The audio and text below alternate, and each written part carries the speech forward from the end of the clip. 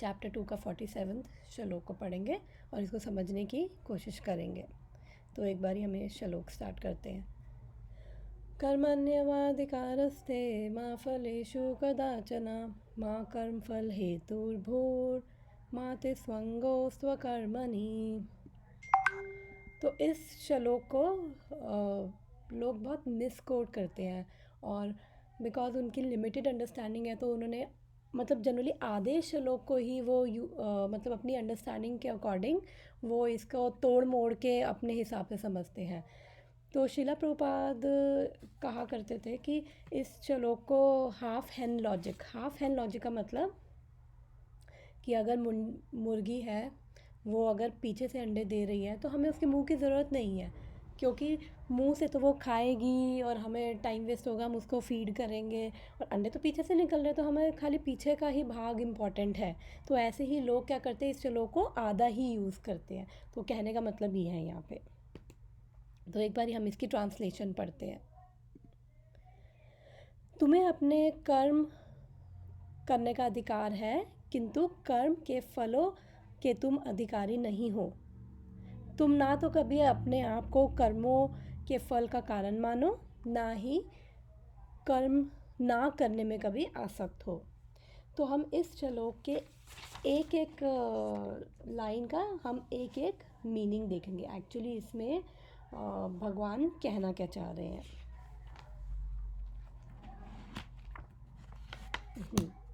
तो first line है हमारी कर्मण्यवाधिकारस्ते। इसका मतलब है कि हमें केवल कर्म करने का अधिकार है। मा फलेषु कदाचना, we should not demand the fruit, यानी कि कर्म के फल का अधिकार नहीं है। मा कर्म फल हेतुर्भूर, we should not think our self as producer of fruit, यानी कि अपने आप को कर्मों के फल का कारण मत मानो। मा ते संगो स्वकर्मणि, because I will not get the fruit I will not do karma, क्योंकि अब मेरे को यहाँ पे फल ही नहीं मिलेगा, अगर मेरे को कोई मोटिवेशन ही नहीं है तो मैं कर्म ही नहीं करूँगा। तो नहीं, ऐसा भी नहीं करना है, ठीक है ना। तो अब हम इस श्लोक पे आने से पहले हम इसका थोड़ा सा एक बारी, अभी ये जो सेक्शन हम कर रहे हैं भगवद गीता का वो क्या है, 239 से 253 जो है, जो कहलाता है बुद्धि योगा। बुद्धि योगा भी हम उसको कह सकते हैं या फिर निष्काम कर्म योगा भी उसको कह सकते हैं। तो अब ये निष्काम कर्म योगा क्या है, तो हमने ऑलरेडी पीछे हमने समझा था कि निष्काम कर्म योगा भी है, वो एक्चुअली में 2 लेवल से हम कर सकते हैं। पहला वो लेवल है कि निष्काम कर्म योगा में बेसिकली हमें ज्ञान होता है कि हम ये बॉडी नहीं है, हम ये आत्मा है, और फिर इसलिए हम, क्योंकि हमें ये ज्ञान है तो हम जो भी रिज़ल्ट है उससे अटैच नहीं होते हैं। तो अटैच इसलिए नहीं होते क्योंकि हमें पता है कि अगर हम रिज़ल्ट से अटैच होंगे तो फिर हमें उसकी वजह से सफ़र करना पड़ेगा। क्यों? क्योंकि कोई भी अगर हम कर्म करेंगे तो उसका हमें रिएक्शन मिलता है। रिएक्शन यानी कोई भी फल, चाहे अच्छा हो चाहे बुरा हो। अगर अच्छा भी फल होगा उसको भोगने के लिए भी हमें वापस इस भौतिक संसार में आना पड़ेगा, और बुरा फल होगा तो उसको भोगने के लिए भी हमें वापस इस भौतिक संसार में, वही नीच योनियों में हमें वापस से घूमना पड़ेगा। तो दूसरे लेवल का, फर्स्ट लेवल का तो निष्काम कर्म योगा क्या है, जिसमें जिसको ज्ञान होता है उसको पता है कि मुझे रिएक्शन लगेगा, इसलिए मैं अब वो फल से अटैच नहीं होता। तो दूसरे लेवल पे निष्काम कर्म योगा क्या होता है, उनको पता होता है कि उनको भगवान कृष्ण का पता होता है, उनकी पोजीशन का पता है, और वो जो भी कर्म करते हैं वो भगवान को समर्पित करते हुए करते हैं। तो उससे क्या होता है कि उनको पता है कि अगर हमें एक तो कोई रिएक्शन नहीं लगेगा, क्योंकि हम भगवान को ऑलरेडी क्या कहते हैं, समर्पित करते हुए हर कर्म कर रहे हैं, और हमारा हर कर्म अपने आप में ही दिव्य हो जाएगा, ट्रांसेंडेंटल हो जाएगा, बिकॉज हम सेंटर में नहीं है। निष्काम कर्म योगा में बेसिकली यही है कि हम कोई भी काम कर रहे हैं तो जनरली हम क्या करते हैं, हम जब बॉडीली प्लेटफॉर्म पर होते हैं तो हम अपने लोअर नेचर से एक्ट करते हैं, यानी कि सेल्फिशनेस से, ग्रीड से अटैच होके करते हैं। अब यहाँ पे मैं एक एग्जांपल देना चाहूँगी। जैसे फॉर एग्जांपल मैंने पिज़्ज़ा पिज़्ज़ा बनाया, मेरे घर में कोई आ रहा है और मैंने पिज़्ज़ा बनाया, तो जनरली मैं किस मोटिव से बनाऊंगी कि हाँ आ रहे हैं तो मैं खुश हूँ, मैं प्रेम से उनको कुछ खिलाऊं पिलाऊं, तो चलो मैं पिज़्ज़ा ही खिला देती हूँ। लेकिन हम मोटिव तो ये लेके चलते, लेकिन धीरे धीरे क्या होता है, हमारी कॉन्शियसनेस कंटामिनेट होने लग जाती है। क्यों? क्योंकि जब हम बॉडीली प्लेटफॉर्म पे आते हैं, मैं सोचूंगी ओ मैं पिज़्ज़ा बना रही हूँ, तो जब मैं पिज़्ज़ा बना रही हूँ तो यस 1 सेकेंड, तो जब मैं पिज़्ज़ा बना रही हूँ तो जो मैं पिज़्ज़ा बनाऊँ वो मेरी पिज़्ज़ा की तारीफ़ करें। जब वो तारीफ़ करेंगे तो मैं खुश हो जाऊँगी, ठीक है ना। तो इसलिए मैं उन चीज़ों में अटैच, इसका मतलब कि मैं क्या कर रही हूँ, मैं ऑलरेडी रिज़ल्ट से अटैच हूँ कि अगर मेरा पिज़्ज़ा अच्छा बनेगा और वो मेरा पिज़्ज़ा अच्छा बने और वो मेरी तारीफ़ करे और मैं उससे खुश हो जाऊँगी। तो अगर मुझे लगता है कि पहले भी ऐसा एक्सपीरियंस हुआ कि मैंने पहले भी पिज़्ज़ा बनाया था और उन्होंने आके मेरे वो कमियां निकाली थी, हाँ ठीक है ज़्यादा ज़्यादा चीज़ी नहीं है ये पिज़्ज़ा ये वो, तो फिर मैं अगर वो, क्योंकि मैं एक्सपेक्टेशन करने लग गई हूँ। इवन मैंने अभी पिज़्ज़ा बनाना भी नहीं शुरू किया और उससे पहले मैं एक्सपेक्टेशन करने लग गई हूँ कि वो आके मेरी तारीफ़ करे। अब मान लो कि आते हैं मेरे रिलेटिव्स और मैं पूछती हूँ कि पिज़्ज़ा कैसा बना है, तो वो कहते हैं हाँ ठीक है और ये वो, तो फिर उसके बाद मैं उसमें मतलब कितनी दुखी हो जाती हूँ। और जब उन्होंने मेरी, अगर कोई मेरी तारीफ़ कर देता है तो मैं उसमें खुश हो जाती हूँ, और जब मैं खुश होती हूँ तो इसका मतलब मैं उससे अटैच होगी, मैंने एक जब मैं उससे अटैच हो गई हूँ तो फिर मैं, मेरे अंदर एक तरह से प्राइड आ गया, घमंड आ गया, ओह देखा मैं कितना अच्छा पिज़्ज़ा बनाती हूँ और मैं पिज़्ज़ा बना के खिला रही हूँ तो ही ये लोग पिज़्ज़ा खा रहे हैं, अदरवाइज़ ये लोग तो कहाँ से पिज़्ज़ा खाएंगे या ये वो जो भी है। मैं जब अटैच हो जाती हूँ तो फिर मेरे अंदर वही सेल्फिशनेस, ग्रीड और वो सब चीज़ें आने लग जाती है, और फिर वही मेरे क्या कहते हैं, फिर मेरी कॉन्शियसनेस फिर वही रहती है। अगर उन्होंने मेरी बुराई कर दी तो फिर उसके बाद मैं बस उसी साइकिल में घूमती रहूँगी कि हाँ ठीक है उन्होंने ये बोला, वो मेरे से जलते हैं इसलिए उन्होंने ऐसा बोला होगा कि मेरा पिज़्ज़ा सही नहीं बना और ये वो फलान ढमकान चीज़ है। और फिर अल्टीमेटली क्या है कि मेरा मेरा जो रिलेशन है वो केवल एक पिज़्ज़ा की वजह से मेरा उनसे रिलेशन भी ख़राब होने लग जाएगा। तो जनरली क्या है कि अगर हम रिजल्ट से, बिकॉज हमारे हमारे हाथ में क्या है, हमारा अधिकार क्या है, तो भगवान ये कह रहे हैं कि हमारा अधिकार है केवल कर्म करना, ठीक है ना। हम लोग जब रिजल्ट्स की एक्सपेक्टेशन करते हैं तो हम उससे अटैच हो जाते हैं। अगर अच्छा होगा तो भी हमें उसको भोगने के लिए वापस आना पड़ेगा, बुरा होगा तो भी। अदरवाइज़ ये भी है, जैसे मैं पिज़्ज़ा का एग्जांपल दिया था, तो अगर मैं एक्सपेक्टेशन करके वो रिज़ल्ट से अटैच हो गई हूँ तो मेरी सारी कॉन्शियसनेस, सारे इमोशंस मेरे उसी में इन्वेस्ट हो गए। अगर अच्छा बना है, तारीफ़ कर दी किसी ने, तो फिर मेरे अंदर बहुत घमंड आ जाता है, ठीक है ना, प्राइड आ जाती है। कल को फिर मैं हर चीज़ वो उस आइडेंट मैं उससे अटैच हो जाती हूँ कि ओ मैं ही बेस्ट पिज़्ज़ा बनाने वाली हूँ ये वो। फिर हो सकता है कि मैं आगे कल को किसी का मजाक उड़ाऊँ, कुछ करूँ, बिकॉज मेरे अंदर वो घमंड आ गया। अगर किसी ने मेरी तारीफ़ नहीं करी तो भी उस केस में भी मेरे अंदर क्या कहते हैं, अगर तो मैं तमोगुण में हूँ तो मेरे अंदर वो एक गुस्सा और फ्रस्ट्रेशन आने लग जाएगी। अच्छा कैसे इनकी हिम्मत हुई कि मेरे पिज़्ज़ा की इन्होंने बुराई करी। अगर मैं रजोगुण में हूँ तो मेरे अंदर आएगा, ओह उन्होंने मेरे पिज़्ज़ा की बुराई कर दी, हाय मैं इतनी बुरी हूँ। हम या अपने आप को ब्लेम करने लग जाएंगे या उनको ब्लेम करने लग जाएंगे अपने, जबकि जबकि उस बंदे का जो आके पिज़्ज़ा खा रहा है उसका वो बिल्कुल ऐसा सोच के भी नहीं आया होगा, लेकिन हमने अल्टीमेटली उनको क्या वाइब्रेशंस दे दिया, हमने उनको कैसी नेगेटिव वाइब्रेशंस दे दी, और फिर वो हमारे घर आके हमारे हाथ का पिज़्ज़ा खाएंगे और वही वाइब्रेशंस अपने अंदर लेके उनके अंदर भी कहीं ना कहीं वो डिस्टर्बेंस और वो सब चीज़ें स्टार्ट हो जाएगी। तो इससे क्या होगा कि हमारा एक जो रिलेशनशिप था वो भी प्लेजेंट नहीं रहेगा। और दूसरी चीज़ होगी कि मेरे पूरे इमोशन उसके अंदर इन्वेस्ट हो गए हैं कि ओ माय गॉड, मतलब मैंने अभी पिज़्ज़ा बनाते बनाते पता नहीं मैं कितने उसमें इमोशंस में चली गई, क्या हो गया, और मेरे पूरा दिमाग उसमें ख़राब हो गया।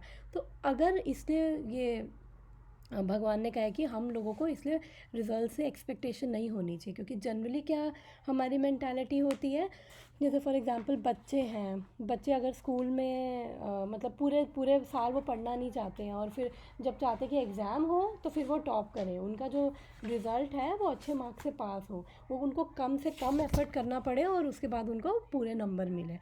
भगवत गीता ये कह रही है कि हमें रिजल्ट से एक्सपेक्टेशन नहीं रखनी है। हम लोगों का अधिकार क्या है कि हम लोग केवल अपनी ड्यूटीज़ करने का अधिकार है हम लोगों को। हमारी ड्यूटीज़ कुछ भी हो सकती है। जो मेल है घर में उनकी क्या ड्यूटीज़ है, अपने परिवार को पालना, उनके लिए कमा के लाना। फीमेल्स हैं अपने हस्बैंड का, बच्चों का, परिवार का ध्यान रखना। तो इवन तो अगर फीमेल्स वर्किंग भी हैं तो भी उनकी फिर डबल डबल ड्यूटी हो जाती है, घर का भी ध्यान और फिर ऑफिस का भी, उनको वो बैलेंस करना है। तो इसलिए हम सबके अपने अधिकार हैं, हमारे साइकोलॉजिकल नेचर के हिसाब से, हमारे गुणों के हिसाब से हम सबके अपने अधिकार हैं, और हमारे केवल उतने ही हैं। अब हमने देखा कि अगर हम अपना क्या कहते हैं, अभी हमने पूरा वो एग्ज़ाम्पल देखा है कि हम कितने डिस्टर्ब हो जाते हैं अगर हम रिजल्ट्स की एक्सपेक्टेशन करते हैं अटैचमेंट्स में, और फिर हमें सफ़र भी करना पड़ता है। इससे भगवान कह रहे हैं कि केवल कर्म कर्म करने का अधिकार है और कर्म के फलों का अधिकार नहीं है। तीसरा है माँ कर्मा फल हेतुर भूर, यानी कि कर्मों कर्मों का फल का, अपने आप को कर्मों के फल का कारण मत मानो।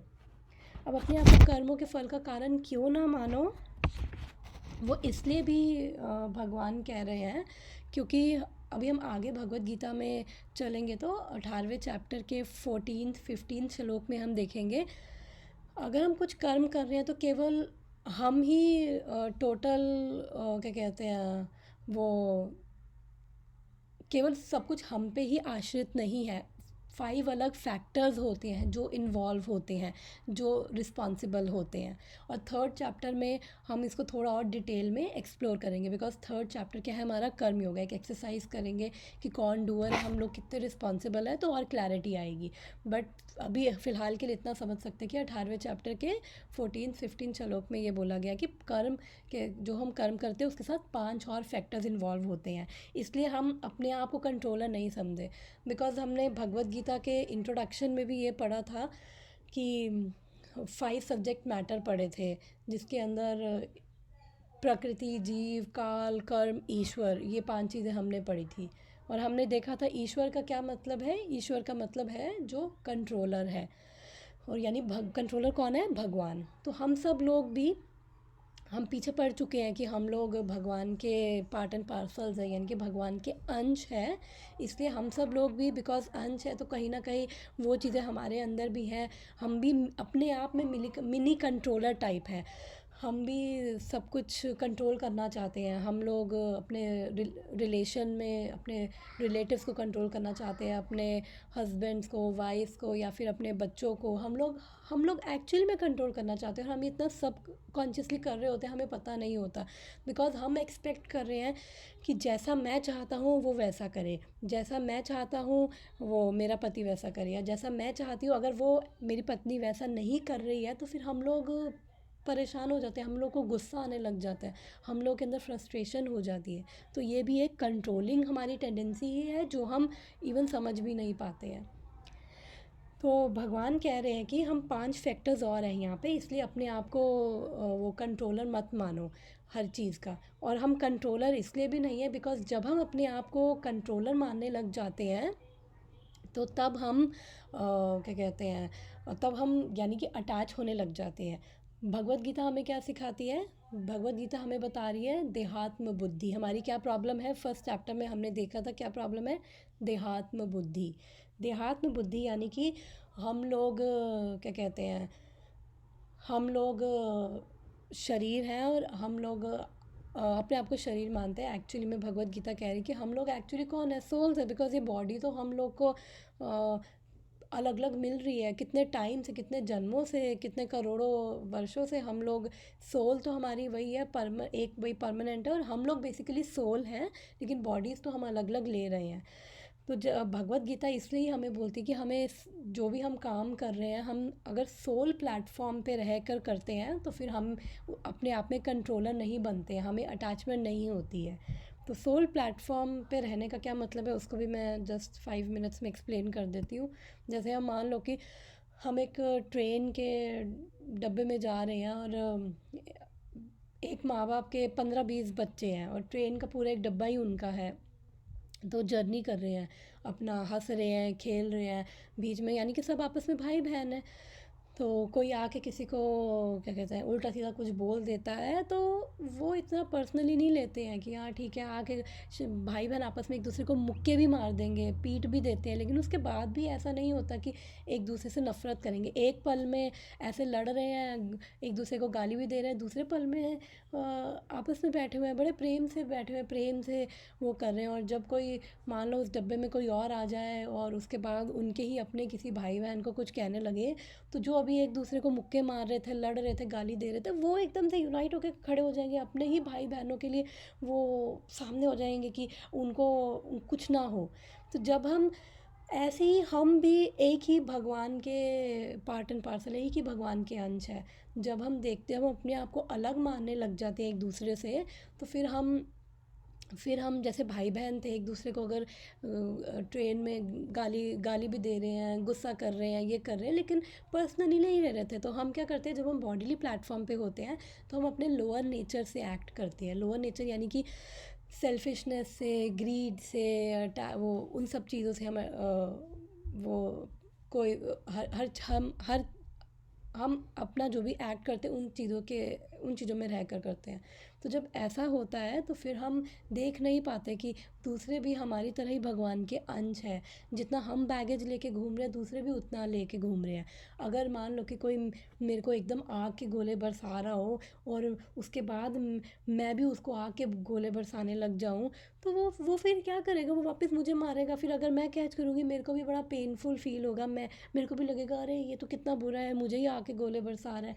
तो जब हम सोल प्लेटफॉर्म पे होते हैं, हम देखते हैं कि हम लोग सेम ही लेवल पे हैं, हम सब लोग केवल आत्माएं हैं, हम सब लोग सोल्स हैं। और फिर हम देखते हैं कि अरे जितना हम बैगेज हम क्या कहते हैं अपना फॉल्स ईगो का, रिग्रेट का, एंगर का, फ्रस्ट्रेशन का, गिल्ट का, ये सब का एक बैगेज लेके चल रहे हैं। इमेजिन कर लो कि हमारे सर पे 20 किलो के जितने पत्थर हैं, ये एक एक पत्थर है और ये पत्थर इतने अपने आप में बड़े हैं कि हम लोग इन सब में दब के चल रहे हैं। जब ऐसी हमारी हालत होती है तो फिर हम दूसरों को भी देखते हैं कि अरे यार वो भी तो, वो अगर कुछ मेरे को गुस्से में बोल गया, इतना फ्रस्ट्रेटेड था, परेशान था यार, इसलिए बोल गया। हम फिर ये नहीं कहेंगे अरे, हम उस नेगेटिव साइकिल में नहीं चले जाएंगे कि ओ उसने देखो मेरे को ये किया, वो मेरे से ये नफ़रत करता है, मैं उससे नफ़रत करती हूँ, और ये वो चीज़ों में हम नहीं जाते हैं। क्योंकि हम समझते हैं कि अरे हमारे ऊपर बैगेज है तो उनके ऊपर भी कितना बैगेज है, वो भी कितने फ्रस्ट्रेटेड है।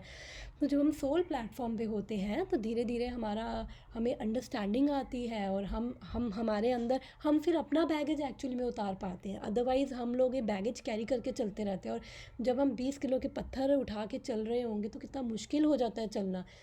फिर क्या होता है जब हम सोल प्लेटफॉर्म पे होते हैं, हम अपना ये पत्थर उठा के नीचे रख देते हैं और फिर हम दूसरों को देख पाते हैं, वो दूसरे ऐसे हैं, अगर कुछ कह भी दिया तो ठीक है, फिर हम वो पर्सनली नहीं लेते हैं, ठीक है ना। और वो पर्सनली लेकर फिर हम सालों साल उसके अंदर नहीं घूमते रहते कि वो ऐसे हैं वो वैसे हैं।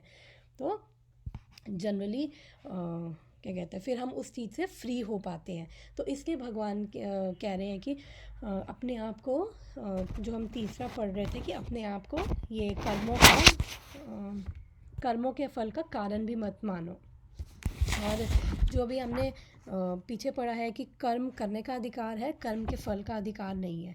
वो इसलिए भी है क्योंकि जो हमारी हर चीज़ जो हम कर रहे हैं वो हमें क्या कहते हैं, सिर्फ मटेरियल रिजल्ट्स नहीं दे रही है, यानी भौतिक रिजल्ट नहीं दे रही है। हम लोग को कुछ ना कुछ प्यूरिफिकेशन भी हो रही है। प्यूरिफिकेशन से हम लोग एक्चुअली अपनी धीरे धीरे स्पिरिचुअली हम एलिवेट होते जाते हैं। प्यूरिफिकेशन को ऑलरेडी मैंने, अगर मेरी 46 वाली वीडियो देखोगे तो मैंने बहुत डिटेल में उसको एक्सप्लेन किया है कि प्यूरिफिकेशन से हमें क्या मतलब है। तो मैं यहाँ पे शॉर्ट में बता रही हूँ कि जो जैसे भगवान है सच्चिद आनंद, सत्य यानी एटर्नल, यानी सनातन, हमेशा, चित यानी नॉलेजेबल, उनको ज्ञान है, और आनंदमय है, ब्लिसफुल है अपने आप में। जो आनंदमय, हम लोगों के दुख क्या है, हम लोग के सुख क्या है, हम लोगों के सुख है ना वो भी दुखों से मिश्रित है। तो हम लोगों को एक्चुअली में जो हम लोग भाग रहे हैं लेकिन हम लोगों को वो सुख मिला नहीं है। तो हम लोग क्या कहते हैं, जो हमारे सुख भी मिलते हैं वो भी दुख मिश्रित होते हैं, लेकिन जो भगवान है वो आनंदमय है। उनके जो सुख हैं उनके अंदर कोई दुख नहीं है उनके सुखों में। तो अभी क्या कहते हैं, अगर डिटेल में पूछना हो तो मुझसे बाद में ये सब मैं एक्सप्लेन कर सकती हूँ, ताकि मेरी वीडियो इतनी लॉन्ग ना हो, इसलिए मैं इसको थोड़ा कट शॉर्ट कर रही हूँ। तो हम भी और सच्चित आनंद है, बिकॉज़ हम भी भगवान के अंश हैं। इसलिए जब हम मटेरियल संसार में आते हैं, भौतिक वर्ल्ड में, तो हमारी कॉन्शियसनेस क्या है, हमारी कॉन्शियसनेस एक तरह से कंटामिनेट हो जाती है, कवर्ड हो जाती है। हमारा जो ये रियल आनंदमय नेचर है हम उसको फील नहीं कर पाते हैं, बिकॉज़ हम हमेशा अपने बॉडीली प्लेटफॉर्म पे रहते हैं। ग्रीड, एंगर, फ्रस्ट्रेशन, इन सब चीज़ों से हम एक्ट करते हैं और हम अपना रियल आइडेंटिटी को भूल जाते हैं और हम अपनी दूसरी आइडेंटिटीज़ लेते जाते हैं।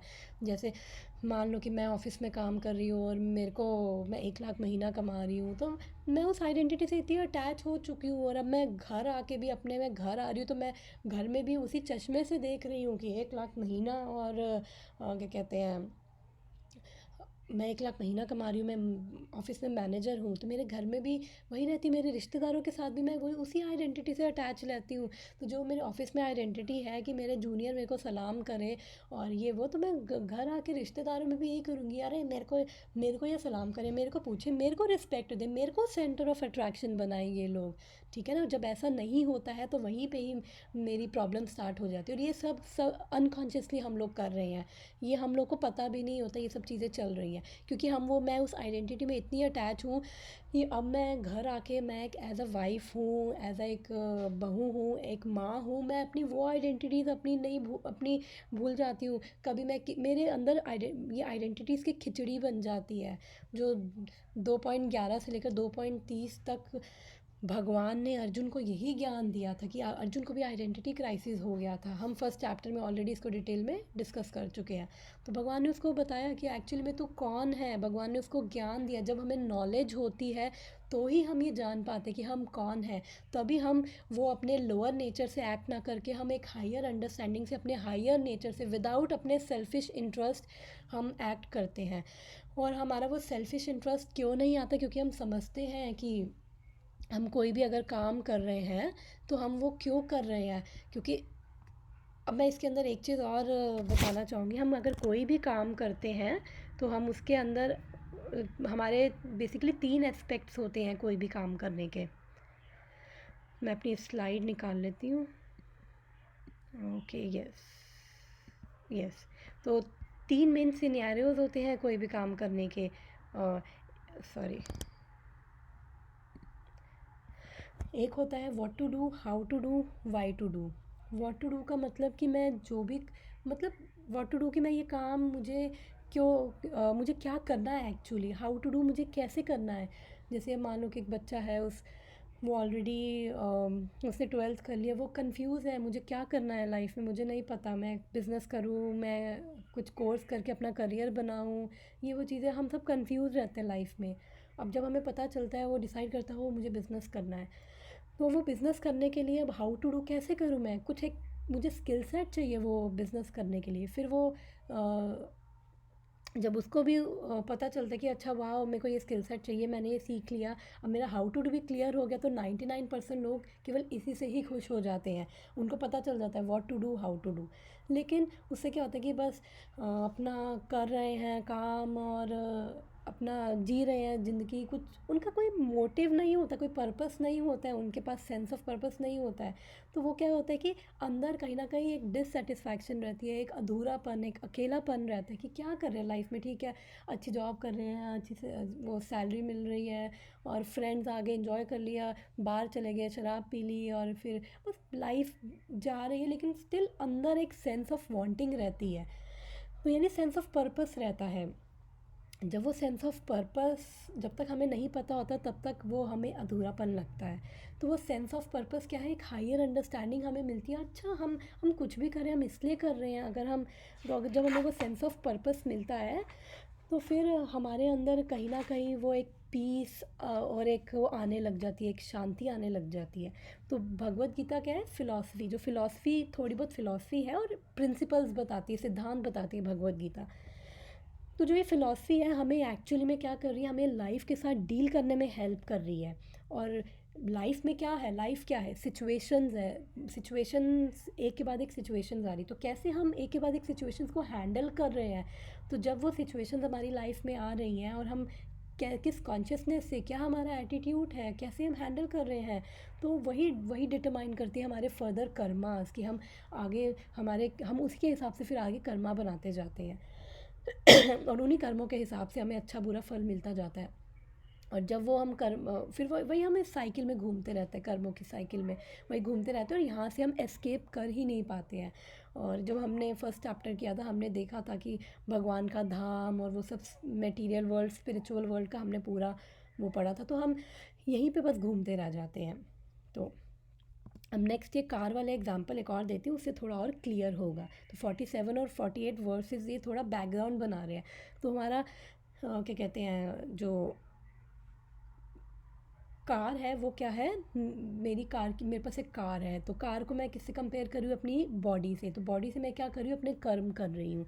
तो मेरे पास एक कार का इंजन है। इंजन क्या है, इंजन मुझे बता रहा है कि कैसे मैं उस कार को ड्राइव करूँ। तो मेरी कार का क्या काम है, मेरे को अपनी डेस्टिनेशन तक पहुँचाना। जब तक मुझे पता ही नहीं है कि मेरी डेस्टिनेशन क्या है, तो मैं बस इधर उधर घूमती जाऊँगी। ऐसे ही हम इस संसार में हमें पता नहीं है हमें अपनी कार कहाँ लेके जानी है, बस हम चला रहे हैं, हम इधर उधर घूम रहे हैं। फिर हमें वो सेटिस्फैक्शन नहीं मिलती, शांति नहीं मिलती, और उसमें हम लोग इतनी वो गलत कर्मों की वजह से, गलत अच्छे कर्मों की वजह से सफरिंग आ जाती है, और उसकी वजह से हम लोग कितना पेनफुल फील करने लग जाते हैं।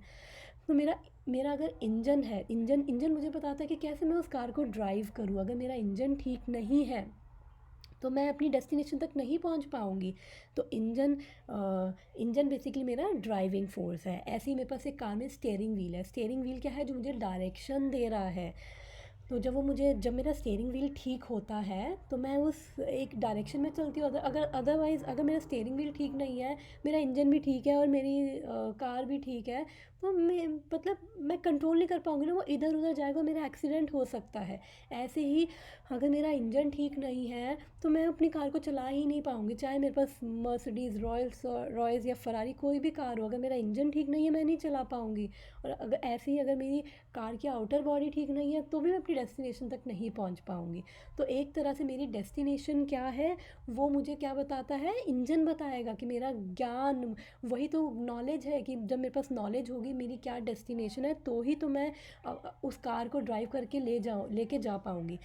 तो मेरा आउटर बॉडी क्या है, मेरी कार की बॉडी क्या है, मेरा कर्म, जो भी मैं कर्म कर रही हूँ, और मेरी कर्म, और मैं कर्म को, अगर मैं किसी भी कर्म को अगर मैं एज अ सेवा करूँगी, अगर मैं एज अ सेवा करूँगी, तो मेरे अंदर वो कंट्रोलर वाला भाव नहीं आएगा।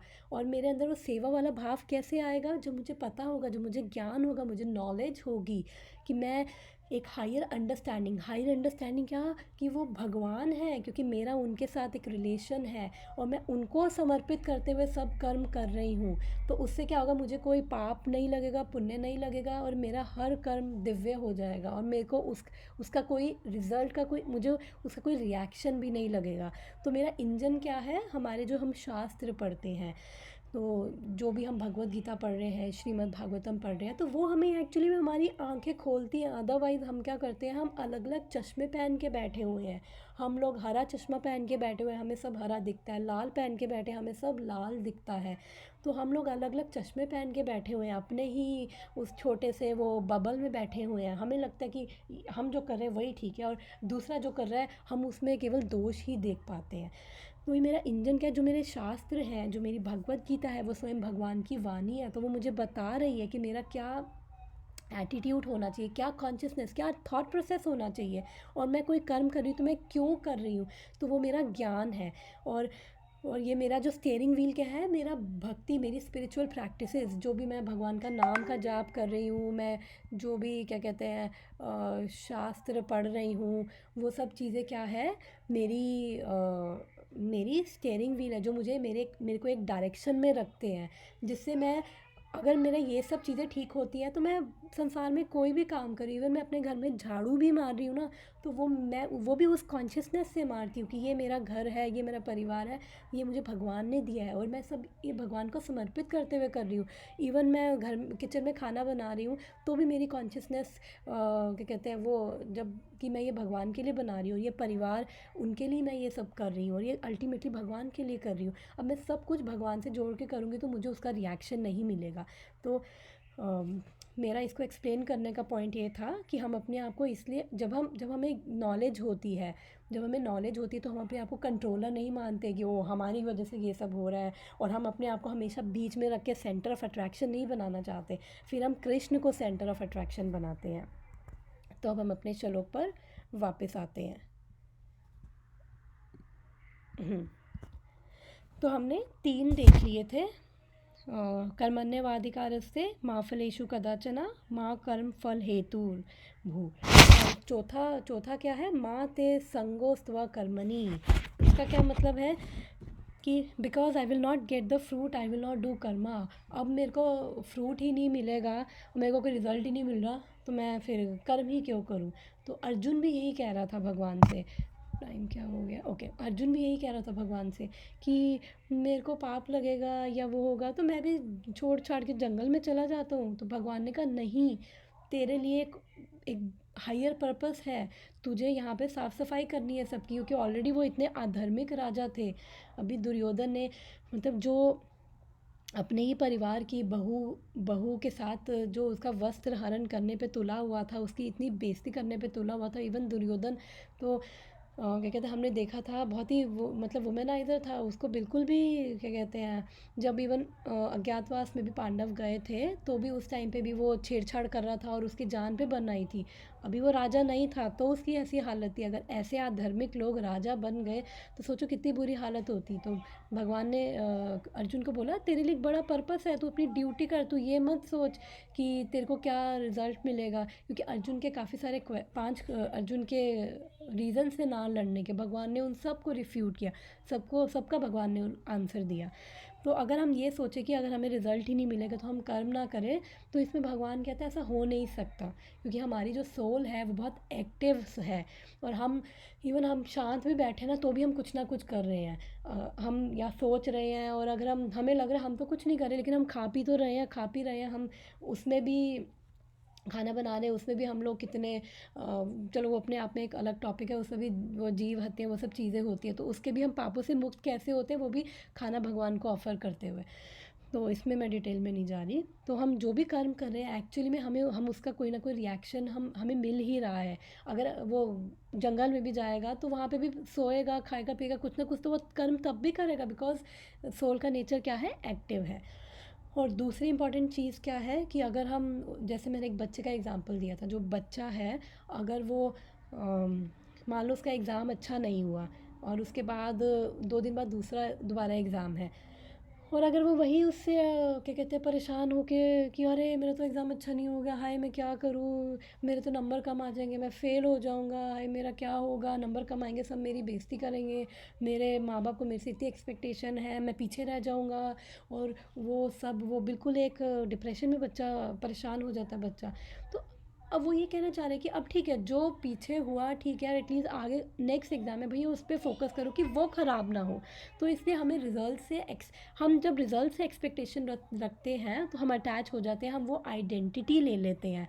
जब हम वो आइडेंटिटी ले लेते हैं फिर उसके बाद हमारे सारे इमोशंस, हमारा सारा वो फीलिंग्स हम उसमें इन्वेस्ट कर देते हैं, और हम फिर उसके बियॉन्ड देख नहीं पाते हैं, हम अपना ड्यूटी भी ढंग से नहीं कर पाते हैं। तो इसलिए क्या कहते हैं, हम लोगों को इसलिए हम लोगों को अपने कर्मों को बिना किसी क्या कहते हैं एक्सपेक्टेशन से करना है। तो यहाँ पे भगवान एक्चुअली में यही कहना चाह रहे हैं। और अगर अर्जुन नहीं पार्टिसिपेट कर रहा बैटल में तो वो भी उसकी एक दूसरी टाइप की अटैचमेंट है कि हाँ मैं नहीं पार्टिसिपेट करूँगा, तो वो भी अटैच हो रहा है कि ना कर्म को ना करने से अटैच हो रहा है। तो भगवान ये कह रहे हैं कि कर्म को ना करने से भी अटैच मत हो। तुम्हारा अधिकार कितना है, केवल कर्म करना, केवल अपनी ड्यूटी करना, उतना अधिकार है, तो केवल तुम उतना ही करो। Okay, so thank you, Hare Krishna.